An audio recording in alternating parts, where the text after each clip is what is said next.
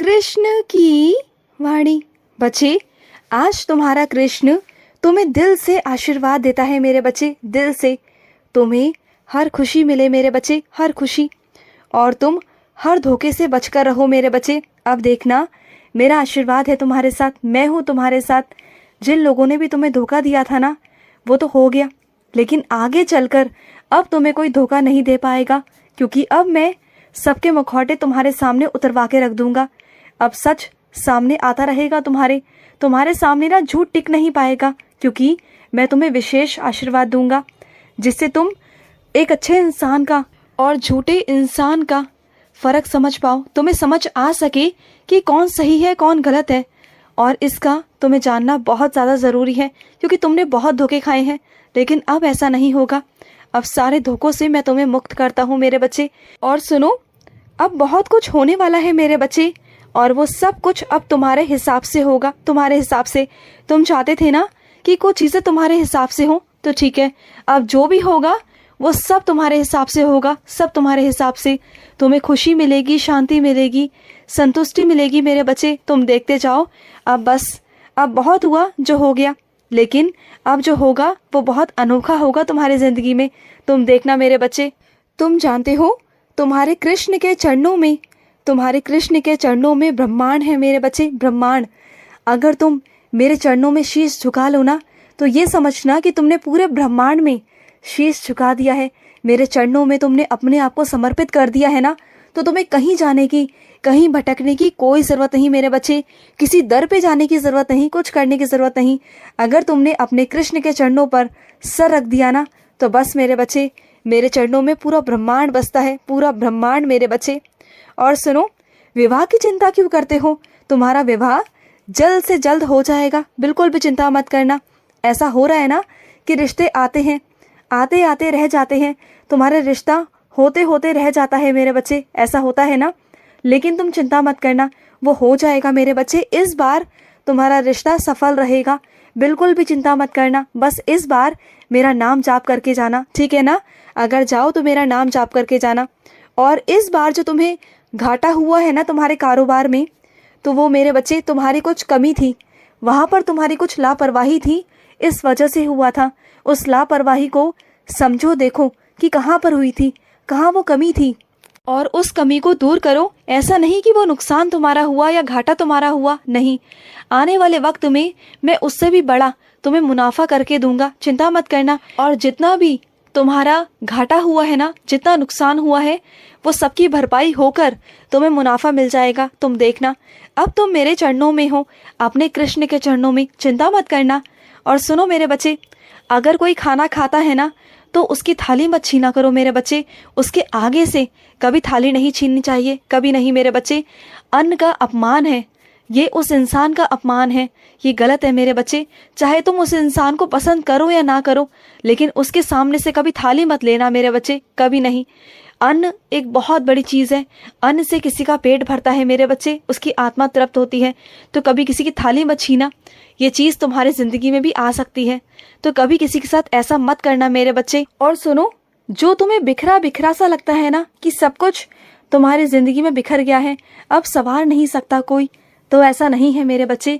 तुम्हें जहाँ लगता है ना कि तुम्हारी ज़िंदगी ख़त्म हो चुकी है, नहीं, अब वहीं से नई शुरुआत होने जा रही है, क्योंकि अंत ही प्रारंभ है मेरे बच्चे। ये तो तुम जानते हो ना, उसका आरंभ होगा, नई चीज़ का, नई दुनिया का, और तुम्हारी नई ज़िंदगी का आरंभ होगा मेरे बच्चे।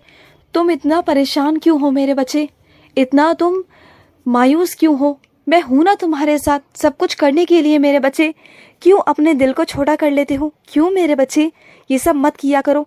जो भी खराब है ना, वो सब मैं ठीक कर दूंगा मेरे बच्चे, तुम बिल्कुल चिंता मत करो। तुम्हारा कृष्ण तुम्हारे साथ में है। और सुनो, पूरा दिन इतना काम करते रहते हो, अपने शरीर को इतना थका देते हो। तुम जानते हो, जो ये शरीर मैंने तुम्हें दिया है ना, ये स्वस्थ रहना बहुत ज़्यादा ज़रूरी है। इसे भी आराम की ज़रूरत होती है मेरे बच्चे। जो तुम्हारा दिमाग काम करता है ना, इसे भी आराम की ज़रूरत होती है। इसे आराम दिया करो मेरे बच्चे, थोड़ा आराम की सख्त ज़रूरत है इसे। और सुनो मेरे बच्चे, मेरे चरणों में आज रात को 5 रुपये रख देना, और सुबह उठते ही उसे अपने पर्स में रख लेना मेरे बच्चे। बहुत बरकत होगी और तुम्हारा पर्स कभी खाली नहीं रहेगा, कभी नहीं। और सुनो, जो मेरे चित्र के सामने बैठकर तुम रोते रहते हो, ये सही बात है? नहीं ना मेरे बच्चे, क्यों रोते हो इतना? बिल्कुल भी मत रोया करो। जब तुम्हारे कान्हा ने तुम्हारा हाथ थाम लिया है तो क्यों चिंता करते हो? बिल्कुल भी चिंता मत करो। और कुछ मेरे बच्चे चाहते हैं कि अपने कान्हा को, अपने कृष्ण को पायल पहनाएं। तो सुनो, तुम्हारा मन है अगर मुझे पायल पहनाने का तो ठीक है मेरे बच्चे, मुझे स्वीकार है तुम्हारी पायल। मैं नहीं कहता कि तुम मुझे चांदी की ही पायल पहनाओ, तुम्हारा जो मन करे ना तुम मुझे वो पहना सकते हो। मैं अपने बच्चों का एक फूल भी स्वीकार करता हूँ मेरे बच्चे, मुझे कोई चिंता नहीं, कुछ नहीं मेरे बच्चे, मुझे किसी चीज़ की कोई परवाह नहीं। मेरे पास सब कुछ है, सब कुछ। बस तुम्हारा प्यार चाहता हूँ, तुम्हारे भाव चाहता हूँ, और तुम सच्चे भाव से जो भी मुझे अर्पित करोगे ना वो मैं ले लूँगा मेरे बच्चे, मैं ले लूँगा। और सुनो, तुमसे बेहतर कौन रिश्तों की अहमियत को समझ सकता है मेरे बच्चे? और तुम एक वही इंसान हो, जहाँ लड़ाई झगड़ा होता है ना तो वहाँ पर शांत रहते हो। वहाँ पर ना तुम अपने मन की नहीं चलाते हो, बल्कि परिवार को एक करने के लिए तुम जो भी बन सकता है तुम वो करते हो। तुम्हारी गलती ना होते हुए भी तुम शांत रह जाते हो, एक जगह पर टिक जाते हो, कुछ नहीं कहते किसी से, ना कोई सफाइयाँ पेश करते हो और ना कुछ कहते हो, सिर्फ शांत खड़े रहते हो खामोश रहकर।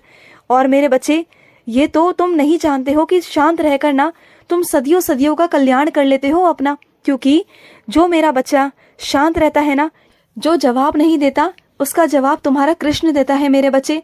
और ये तुमने बहुत अच्छा किया कि तुमने जिद में आकर कोई ऐसा काम नहीं किया, और सामने वाले चिल्ला रहे थे वो अपनी जिद पर थे, लेकिन तुम अपने परिवार को बनाने के लिए तुमने शांति बनाए रखी, नहीं तो तुम्हारा परिवार छिन्न भिन्न हो जाता मेरे बच्चे।